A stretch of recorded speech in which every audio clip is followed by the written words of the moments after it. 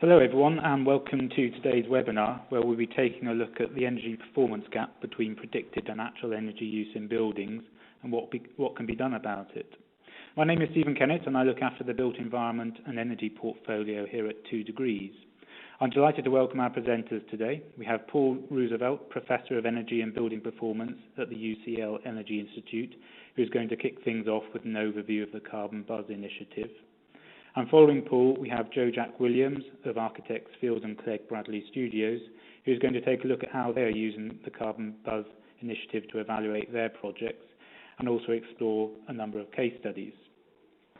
Today's presentations will last for around 40 minutes, which will leave us with 10 minutes for questions at the end. Before we begin, I'd just like to remind everyone that you can submit questions throughout the webinar using the Q&A box on the bottom right-hand side of the screen.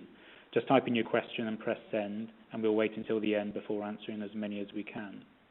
As an aside, if you should have any technical issues during the presentation, please use the chat box on the right-hand side to send me a message, and I'll get back to you as soon as I can. So without any further delay, I'd like to hand over to Paul, who'll get us started with today's presentation. So over to you, Paul. Thank you very much, Stephen. Good afternoon, everybody. It's a pleasure to introduce to you CarbonBuzz and talk about the work that we've been doing to develop CarbonBuzz in order to help close the gap between design predictions of energy performance and the reality of occupied buildings. I'd like to start with a brief introduction to CarbonBuzz in terms of where it came from and what it can do. I'd then like to talk a little bit more about the functionality that exists on the home page. And lastly, I'd like to talk through just entering some data into CarbonBuzz to show how you can get meaningful results quite quickly. So CarbonBuzz is a collaborative project that's actually about 8 years old from its inception and has involved a number of parties actually active in the construction and building operation market. And the whole concept is to develop a platform which allows people to upload and compare data for different building types and to understand how the performance of their buildings is happening over time, but also to be able to compare the performance of their buildings to other similar buildings. And one of the problems that we face in the construction field and in building operations is that we have many different types of requirements imposed on us and many different reporting systems, from display energy certificates to energy performance certificates, requirements under CRC and Part L. And essentially, we often find ourselves comparing not just apples and pears, but this whole variety of fruit that you can see on your screen now. And quite often, when we do this, things get missed. Portions of the actual energy use in buildings are not always predicted, for instance, at the design stage. This leads to the sorts of performance gaps that we can see here. And this is data taken from CarbonBuzz a little while ago, and it shows with the left-hand bars in each case the design predictions for a group of buildings. On the right-hand bars, the mean of the actual energy use. And you can see in education there's quite a disparity. Retail and health seem to be closer, but there are large disparities in other sectors as well. So CarbonBuzz endeavors to identify within the data that is placed in it what components of energy use are actually being recorded at any point, whether it's simply the compliance energy use, as you would do through Part L, or indeed whether it includes other things like plugged loads, IT, occupancy factors, and so forth. And within the platform, we now have a number of organizations who have uploaded portfolios of buildings that can be viewed, and I'll say a little bit more about this in a moment. But one of the larger portfolios and more detailed portfolios is the Technology Strategy Board's building performance evaluation case studies. And these are quite interesting because these buildings have been monitored in some detail. The intention of developing CarbonBuzz actually aligns with the modern concept of BIM, essentially allowing data drops to occur at various points through the design and ultimately the operation of the building, so that the actual prediction of energy performance can be tracked from inception through to operation. And in using CarbonBuzz, there are several things that an organization can do. Clearly, you can upload data and store it, so it's simply a repository, but you can also share that data within your organization and beyond. You can compare that data to other buildings that exist either anonymously or as declared case studies. You can use the platform to refine predictions as you go forward and to track the performance of the building, and you can also use it to generate a series of reports about the portfolio of buildings that you have. So I'd like to now move to the homepage functionality. We've developed the homepage quite recently so that before you even sign up or log in, there are a number of things that you can actually do. The first of is to look at some of the case studies which simply revolve on the front page and go into more detail on those to see the design energy predictions, the actual energy use in comparison with the CIBSE benchmark targets. And you can drill down even further and look at individual records and look at those in even more detail. And then by clicking the button at the right-hand top corner, you can do some analysis and compare one of those records to a collection of other buildings which you produce by setting a set of filters. And you can do that in more detail still. I mentioned a moment ago that there are a series of portfolios of buildings within the within the platform. These are accessible through the home page, so that you don't actually need to log on to see these buildings. And you can again drill down into those portfolios, into individual buildings, and sort them in various ways. So finally, I'd like to just take you through a few steps to uploading a building and hopefully demonstrate to you how easy that is and how quickly you can obtain some meaningful returns from CarbonBuzz. So once you've registered and got your login details, you're presented with a dashboard. This is one of my colleagues' dashboards. She already has 3 buildings uploaded. But if she wanted to add a new building, she would simply use the Add New Project button here. And she'd be presented with this form, which is the project details form. And if she was in a hurry, there are only actually 6 bits of information here that are mandatory. So you can see that it's very quick to get started with a single building. That would then produce a project outline, and automatically included in that, if you've given the building type and so forth, will be the CIBSE benchmark for that building. You can then add a new record, and that record can be a design prediction, or it can be a record of actual energy use. In this case, we're entering a measured energy use from energy bills, as you can see, and we simply called it demo record. And because we're entering a measured energy use, the automatic assumption is that it includes all of the different components of energy use in a building, so including plug loads, IT, and occupancy, and so forth. Of course, if for any reason you knew that any of these components was excluded by being separately submetered or something, you could simply tick to exclude them. You'll see some buttons at the very top here, and what these do is tell you which components of the project description are complete. So we have an orange here with a tick, which means that's complete. These reds here mean that these are not fully complete or haven't been signed off yet.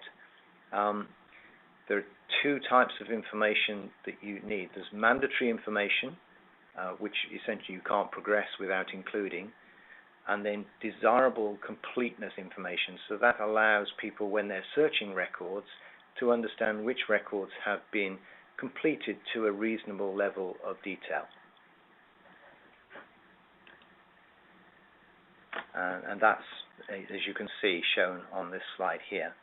So this one says it's 27 complete, all mandatory are completed, but not all of the components for what we would describe as completeness. And as I said, all of the various components are assumed to be included in a measured energy consumption unless any of them are excluded by the user. You then simply need to enter the electricity and gas consumption, and this can be per meter squared or total for the building, and there are various other fuel uses that you can enter, but electricity and gas are the typical figures that you would put in. That will then bring you up an energy bar that you can immediately compare with the CIBSE benchmark, broken down into total electricity and total gas, and you can express that in a number of ways, kilowatt hours or kilograms of CO2 and so forth. And you can immediately then compare that with your own portfolio or a wider portfolio of buildings of that particular type by using the analysis button, which leads through to this search and filtering process. So that's a quick canter through the CarbonBuzz platform in terms of its homepage and its basic functionality. I think I'll hand over to Joe now, who'll take you through some project examples, and then of course I'd be happy to answer some questions later on. Thank you very much. Great, thank you very much, Paul. So I'll just bring up Joe's presentation now and hand over to you, Joe. Thanks, Stephen.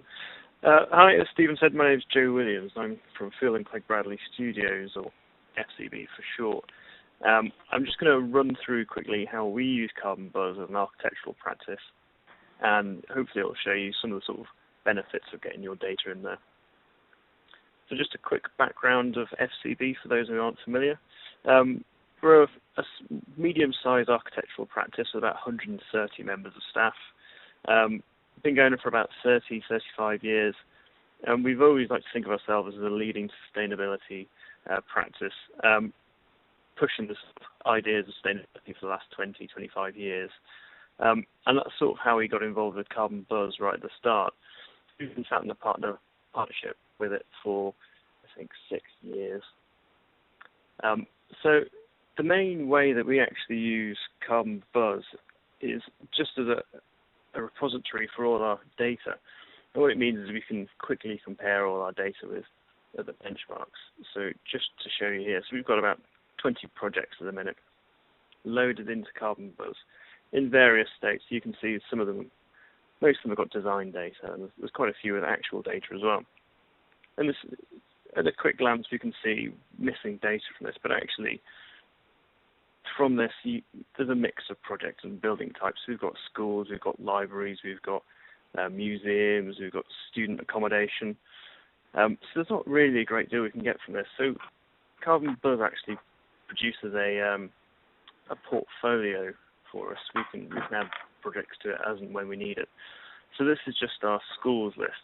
Now I'm a specialist researcher in schools, so this is obviously right up my alley, as we say. So there's 9 of our schools here, just looking at predicted energy use for each of these buildings. And we can start to see actually they're clustered around the same sort of area generally, which is good. So we can see, generally the data's okay. And we've got a couple of outliers actually. We've got Thames View School at the top, and we've got this Hastings Academy right at the bottom there, which is looking quite suspicious. I mean, well, it's nice to know we've got a low energy school, and we're good, but that's suspiciously good. So what you can start to do from here is we can start to look into this and find out why this is so good. I mean, initially we can see there's no red bar indicating there's no thermal energy there. So there's something obviously going wrong. So if we have a quick look at the end use, so we can see from this, actually we've got the breakdowns of all the energy And we can see in the Hastings Academy at the bottom there, there's no space heating at all incorporated into it. Now, it might well be there's no space heating, but I think it's pretty unlikely. It's a school, it's going to have some form of heating in there. So, clearly there's been a mistake here. Either it's through user error or it's through the engineers have overlooked some area of the energy use. But it's an instant, we can see it clearly that there's an issue here, and we can flag this straight back up to the engineers and say, look, what's going on here? Is this correct? And it just gives us that little bit of extra confidence that we know the energy data we're getting and the buildings we're building are actually usable buildings. Another thing you can see from this as well when we look at the energy use is this Aston University Engineering Academy in the middle. We can see it's greyed out. And this is actually because we don't have the breakdown of energy data. We only have the raw utility energy data, if you like. So we can see actually, although we don't have the breakdowns, it's in the sort of same ballpark as the rest of the projects.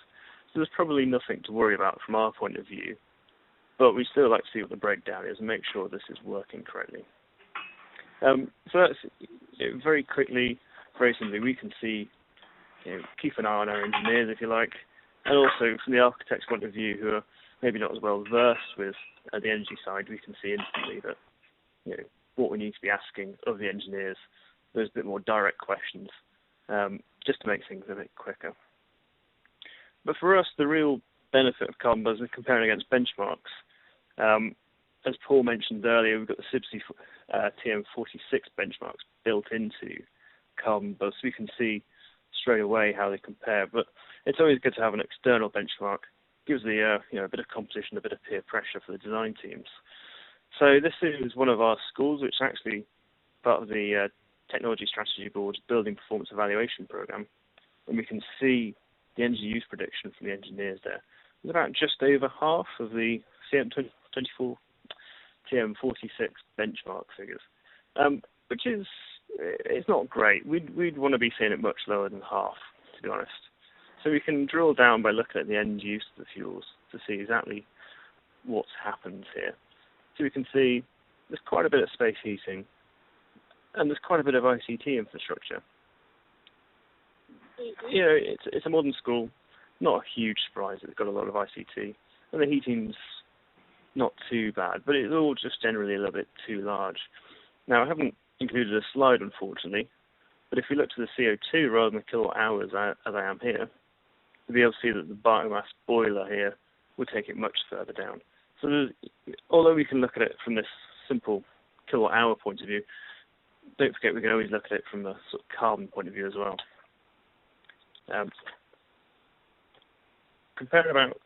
Comparing against CIBSE TM46 is great, and CIBSE TM46 is valuable in comparing buildings in a very quick manner, but it's only infrequently updated, and it's only based on a limited number of buildings. And the real power of CarbonBuzz is when we start to look at the large data sets that are in CarbonBuzz, and we can start to then compare how our projects compare against external projects and all our peers, and that's one of the massive benefits.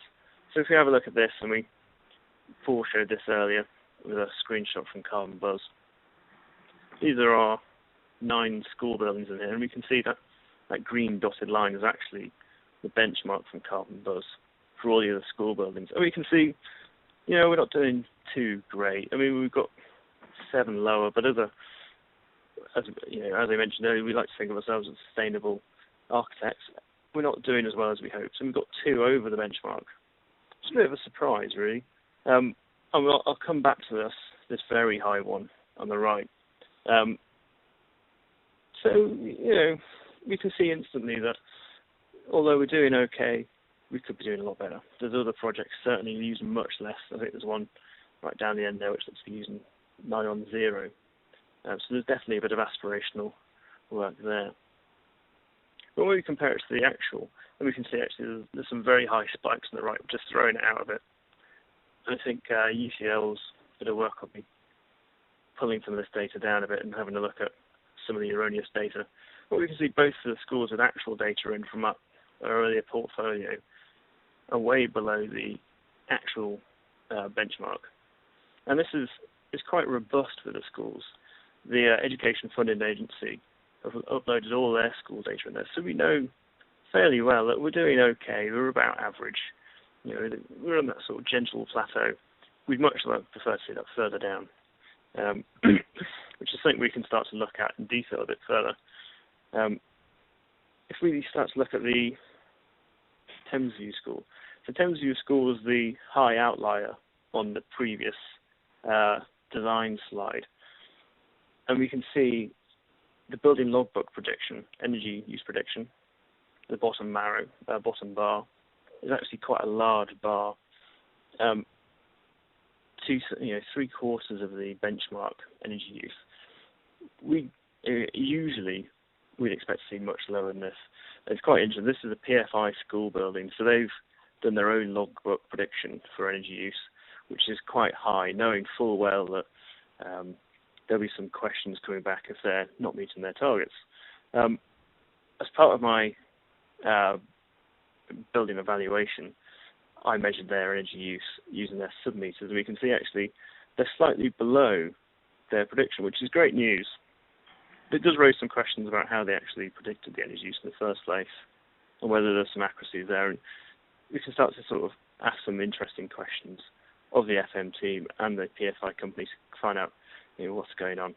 Although, can't take it away from them, they're doing better than they predicted, so good on them. If we look at another project here, this is the Hive. We've got a POE undergoing at the Hive at the minute with Max Fordham's, and we'll be getting better data as it progresses. But we've got about a year's worth of utility bills. And what's interesting here, something new in the current functionality of CarbonBuzz from the old platforms, is we've got two different design energy data sets. We've got the as-built EPC, and we've got this EPC plus unregulated. And this is where Max Fordham's have estimated the energy use for the small power, things like desktop lamps and things being left on standby, and they've used their proprietary spreadsheet tools to find this out. But we can see actually, they did a pretty good job of guessing where their energy use is going to be. If you look at the utility bills, there's not a huge gap between the two of them. And bear in mind, this is in the first year of building occupation, so we expect there to be some settling in of building services and the control systems, while the FM team get up to speed with how they're going to use the building, how the building was designed to be used, and what's the sort of mismatch. Another thing to really draw from this is actually this as-built EPC really isn't a very good indicator of the energy use in the end, and this has been sort of known and talked about for a while, but actually it's a really good graphic to be able to see just the discrepancy between the two. And again, we've got this compared to the TM46 benchmark, so we can see we're still doing okay against the benchmark, but again, we'd like to see it in the bottom half rather than just over half. Looking at the Helix National Trust headquarters, this is another technology strategy board building performance evaluation project. This is, I think it was undertaken by Bill Bordas again. And we can see here, this is a bit more typical of many of the projects we see within CarbonBuzz. And we have this energy use prediction, which is a bespoke one done by the engineers behind the project, and the TM22 analysis. And there's probably, it's now 100% out. It seems to be down to this huge amount of heating discrepancy and the ICT, and actually as well as the lighting. Although it's a small amount, it's still quite a considerable proportion out. What is interesting to see from this is actually zero carbon electricity, about a similar amount. So despite the energy use going up, there's still something good to be taken away from this. But what we can then do with this data we have here is start to feed this back straight to the FM team on site, either through CarbonBuzz itself by sharing the record, or actually just printing this out and showing them, hey, look at this control strategy and your heating and your ICT, and let's have a think about how we can improve this further, because it's quite a substantial uprating of servicing energy. So there's definitely something of interest there for the FM team. But unfortunately, it's not an unusual thing to see such a massive performance gap between the two.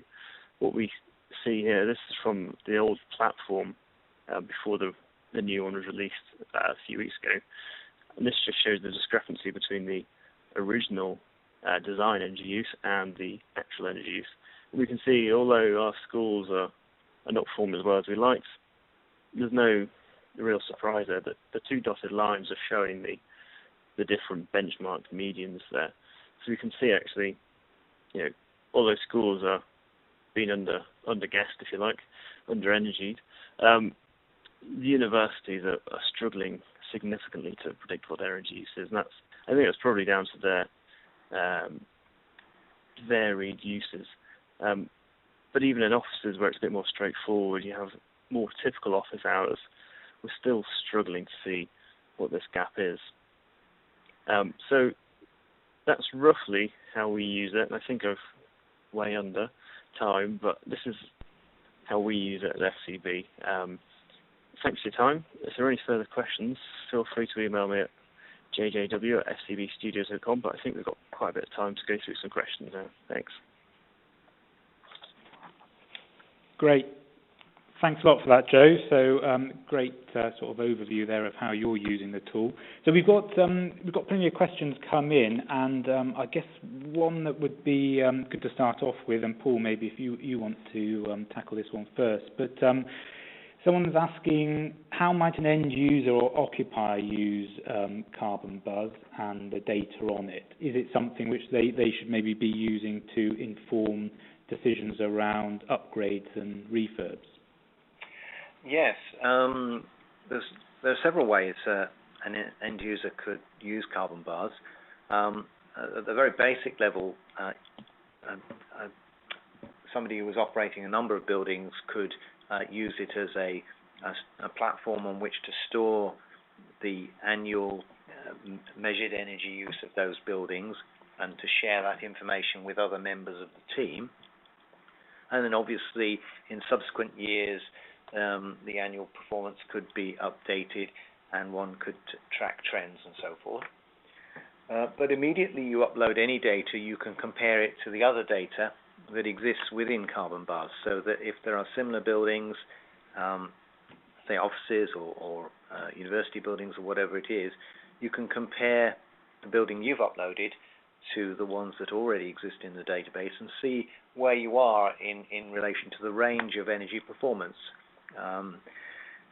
You can then obviously use the tool to track a project before and after a retrofit, and we've got at least one client who's just uploaded some 30 buildings, primarily because they intend to enter into a retrofit program and they want to track the performance before and afterwards. And then that last question about can you use CarbonBuzz to try and identify the strategies that you should use in retrofit, that's ultimately where we want to get to. We've designed the search and filtering system to allow you to isolate particular features and so forth within a building, so that you can see those buildings that are performing well and those buildings that are performing less well, and hopefully track back to some of the features that lead to those differences in performances. And I have to be fair that the ability to do that will depend upon the quantity of data within CarbonBuzz. At the moment we have some 800 buildings in there and 200 registered organizations using the platform, probably of the order of 600 or 700 actual individuals. So we're hopeful that over the coming months that number will grow, and therefore the use of the platform as a comparison tool will become more powerful. Great, thank you, Paul. Actually, one question we had in was how many buildings you've actually got registered on the tool, and obviously you've just mentioned that 800. But are there particular sectors which are particularly well represented? Yes, it's fair to say that the best represented sectors at the moment are offices and schools, and then the sort of remaining sectors have probably an equal share of projects, probably of the order of only 20 or 30% of the number that are in for offices and schools at the present time.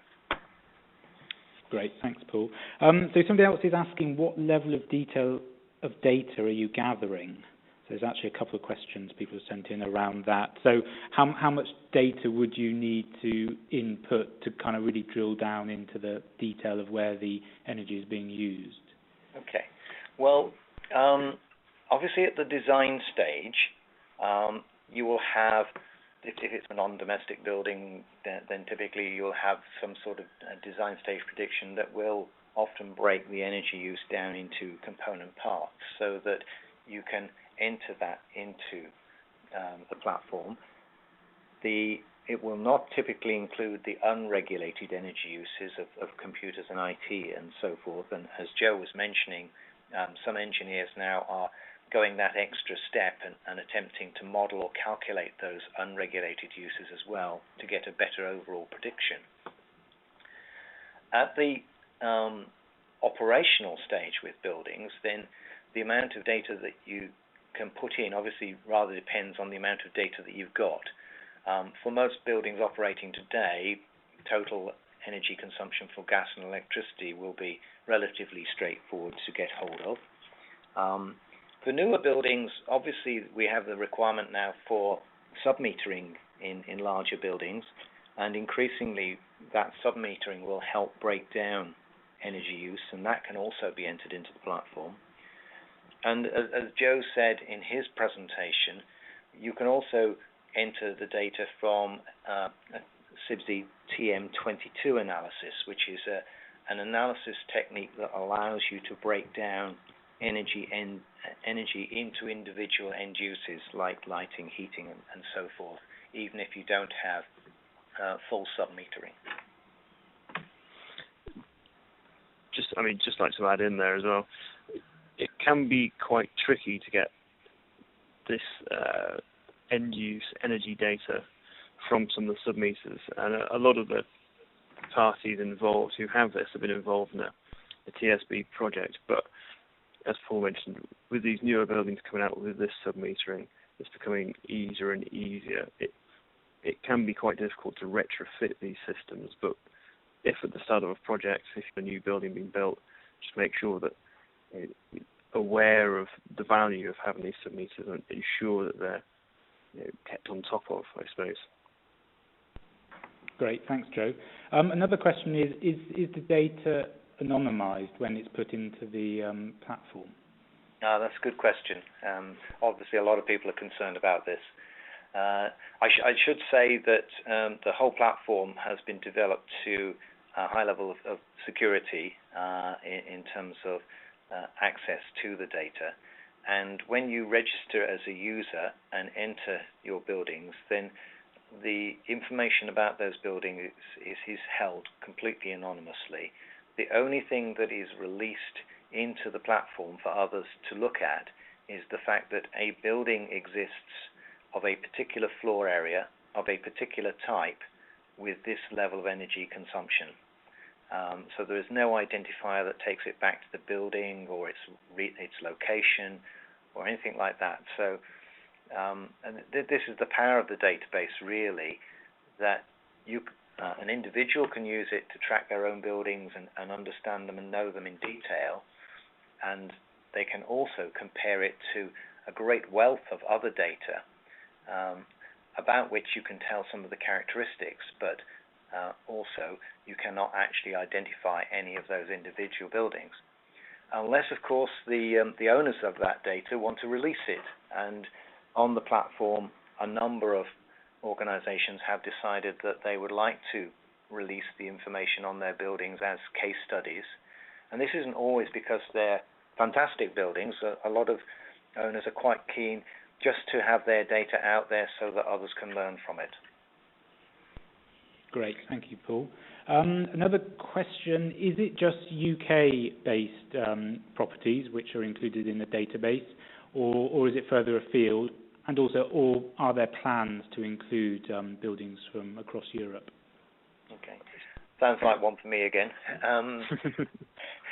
So at the moment it's UK-based, and There are a couple of reasons for that. The main one being that in using the benchmarks, we're using the CIBSE benchmarks for UK buildings, so the comparison is essentially set up for UK.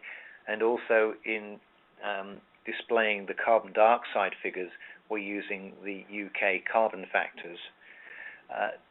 We have a tremendous amount of interest in the platform from overseas, and at the present time we're trying to figure out how we respond to that, because it obviously does require some development on things like benchmarks and different carbon factors, as well as some other features. Obviously, other countries don't operate the same building regulation systems that we operate and so forth, and they don't have EPCs in exactly the same form that we have them in. So there would be quite some changes to be made, but it's something that we are actively looking at.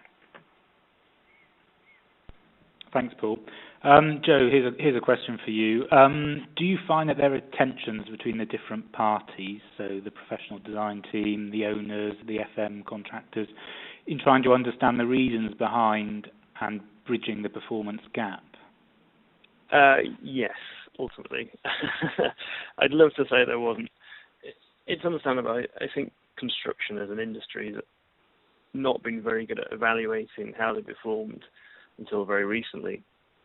And I think now we're trying to bridge this more actively. There's always going to be an element of resistance. There's certainly concerns over litigious action, whether people are finding out their building isn't performed as well, and is there going to be some sort of comeback to the designers. But actually, when we're broaching this, and certainly with the post-occupancy evaluations I do, as long as you sort of broach it in an open-minded fashion, not apportioning blame to teams, but using it as a tool to find out how we can improve for the next generation of buildings, and also how we can improve the building that stands, then actually most of the sort of parties involved seem to sort of ease up and line up. I mean, still, certainly with PFI projects, there can still be some issues with confidentiality, and that they seem to be the most, not sort of confrontational, but certainly the most tension between groups. But when most buildings are just happy to have other people looking at the building and giving them advice on how to reduce energy costs, certainly some of the schools I'm looking at, they're very keen to have other people, another set of eyes to see if they can reduce their energy down. So I think, generally lots of tension, but it soon diffuses when they see the benefits for them and us, just doing a detailed study. Great, thanks, Joe. So I'm conscious of time, but I think we've probably got enough for a couple more questions. And Paul, I don't know if you want to tackle this one, but are there any health warnings when interpreting the data that people should be aware of? Yes, and just go back to those points that I was making earlier in my presentation, where we have an indicator of the completeness of a record. And when people then search the records, this is reflected in a data quality indicator. So at a very simple level, the more complete the record, the higher quality the indicator is. So that gives you some idea, basically, of how diligent people have been in filling in all the fields. But of course, it doesn't necessarily mean the fields themselves or the data that's entered has been accurate. That's a challenge, because you're obviously relying on individual participants in the platform entering data. We do ask them the sources for different data. So, for instance, if data is coming from a display energy certificate, then that's quite a good data source, because it has to be done to a particular standard, as does an EPC. Doesn't mean the prediction is necessarily very good, but it's been done to a particular standard of calculation and so forth. Also, if they're taking their floor area from one of those certified sources, that gives you more comfort that it is a realistic floor area. And that's obviously quite an important factor, because in comparing buildings with each other, we're comparing them in terms of kilowatt hours or kilograms of square meter per gross internal floor area, And of course, if the floor area is wrong, then those calculations are wrong. So I won't say it's perfect because it is very subject to the accuracy with which individuals enter the data. But at least there is some ability to check the level of completeness and understand what sources are being used for the data. Just to add on to that, Paul, a considerable amount of time has been spent on refining the interface for CarbonBuzz to make it as user-friendly and intuitive as possible, reducing issues of misentering numbers. So there is certainly, just in the general layout of it, assistance for the user to understand how they're entering the data, and that greatly reduces any issues with data quality in itself. Thanks, Joe. And just one final question then. Somebody's asking, how does it account for occupancy patterns? So that they say that if you're sort of sweating the asset and you've got a high occupancy density, is that taken into account?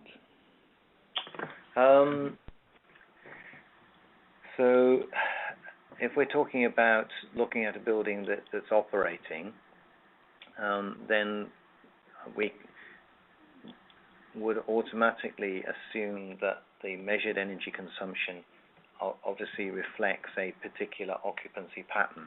Now, CarbonBuzz doesn't have any predefined occupancy patterns within it for any particular building type, but there are facilities within the platform to add commentary to the extent of, this building is operated 24/7 or 18 hours a day, 6 days a week, so that one can see an explanation behind the fact that a building may be more intensively used, and that might explain where it sits in relation to its peers and where it sits in relation to its benchmark. But at the moment, there aren't any active systems to deal with that. Great. Well, thank you for that. So I'm afraid that's all we've got time for now, but I'd like to thank Paul and Joe for their time today and for getting through so many questions, and also for everyone who joined us for this webinar. A recording of the webinar and the presentation slides will be archived on the 2 Degrees platform. So I hope you found today interesting and useful, and that you'll be able to join us for more webinars in the coming weeks. So thank you. Thanks very much, Stephen. Thanks. Bye.